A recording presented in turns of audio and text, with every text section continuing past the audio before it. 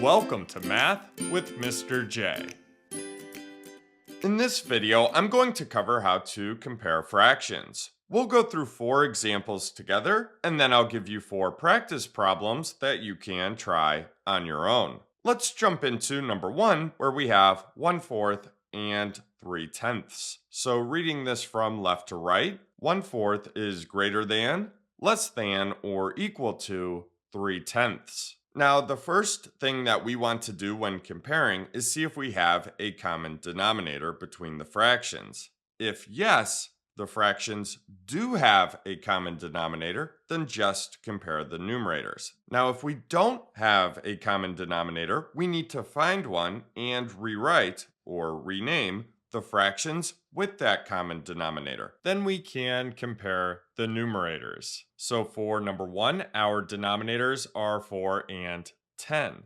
The least common denominator for 4 and 10 is 20. So let's rename these fractions with that denominator of 20. Let's start with 1/4. So how do we get that denominator of 4 to equal 20? Well, 4 times 5 equals 20. Whatever we do to the denominator, we must do to the numerator in order to keep this equivalent. 1 times 5 gives us a numerator of 5. So our renamed fraction with a denominator of 20 is 5/20. And remember, these are equivalent fractions, so we're not changing the value of anything here. Now let's do 3/10. So how do we get 10 to equal 20?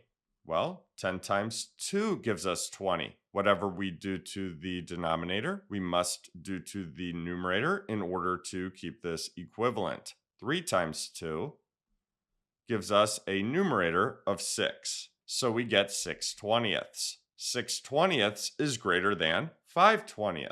So going back to our original fractions, that means 3/10 is greater. Reading this from left to right, 1/4 is less than 3/10. Now, before moving on to number 2, I do want to mention we used the least common denominator of 20 here. But if we were to use another common denominator, for example, 40, that will still give us the correct comparison. So if we happen to use a common denominator other than the least common denominator, we will still be able to compare the fractions as long as we rename correctly. Let's move on to number 2, where we have 7/12 and 5/8. So we need a common denominator here. The least common denominator for 12 and 8 is 24. So let's rename these fractions with that denominator of 24. We'll start with 7/12. 12 times 2 gives us 24. So let's do that to the numerator, multiply by 2. 7 times 2 gives us 14.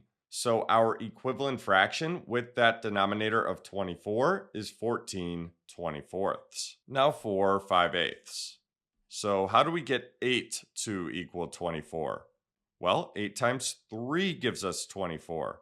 So we need to do that to the numerator as well. 5 times 3 gives us 15. So we get 15/24. Now 15/24 is greater than 14/24. So going back up to our original fractions, that means 5/8 is greater. So reading this from left to right, 7/12 is less than 5/8. Moving on to number 3, we have 1/2 and 5/14. Now for this one, we can actually think through which fraction is greater by using 1/2. Think about it. We know 1/2 is half.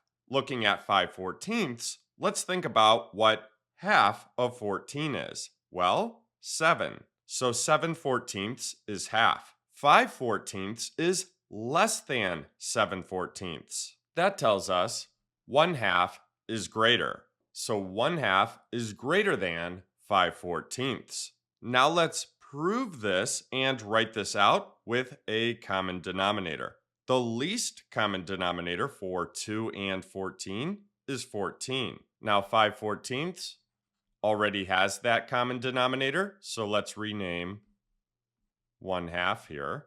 And we know that 2 times 7 gives us that denominator of 14.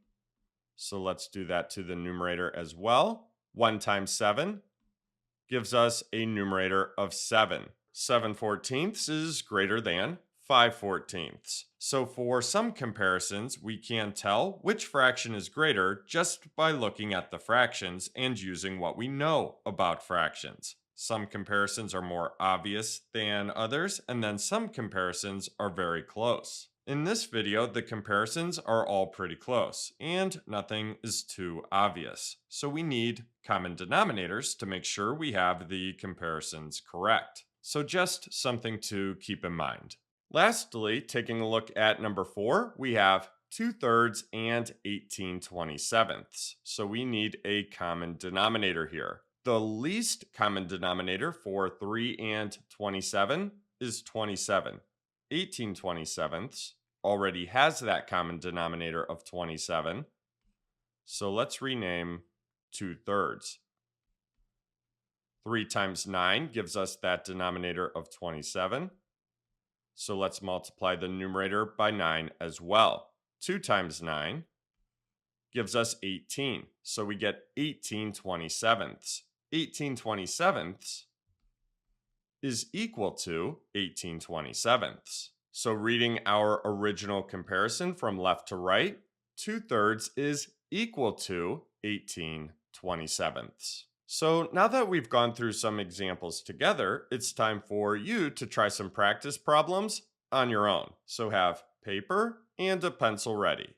Here are your practice problems. I'll give you 3 minutes and then we will go over the answers. Feel free to pause if you need more time or jump ahead to the answers whenever you are ready. Go ahead and start.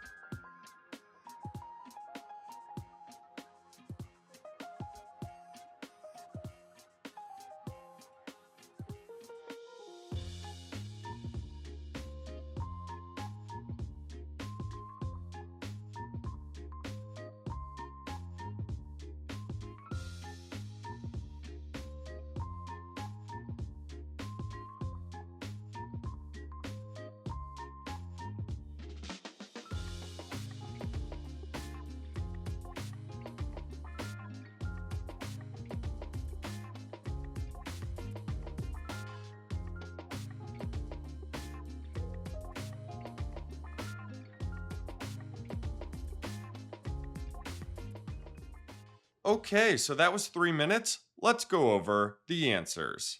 So here are our answers. I used the least common denominator for each example. So if you used a different common denominator than I did, that's perfectly fine. Just make sure the comparison is correct. So for number 1, 1/3 is less than 2/5.